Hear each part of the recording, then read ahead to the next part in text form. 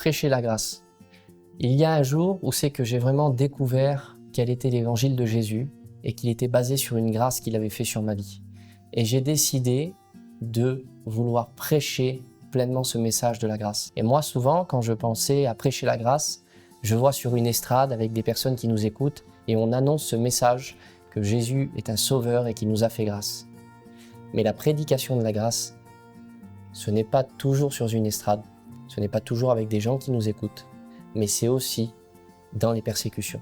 C'est assez bizarre, mais il y a un jour un homme qui s'appelle Étienne et qui prêchait Jésus-Christ. Et un jour, pendant qu'il se faisait lapider, il a demandé à Dieu de ne pas prendre en compte les péchés de ces hommes-là, de ces hommes qui leur faisaient du mal. Et prêcher la grâce, c'est aussi lorsqu'on est persécuté et qu'on leur demande à Dieu, « Seigneur, ne prends pas en compte ce qu'ils sont en train de me faire. » Parce que la prédication de la grâce n'est pas simplement un message à annoncer dans une église, mais c'est un message aussi à vivre dans les moments et dans les temps difficiles.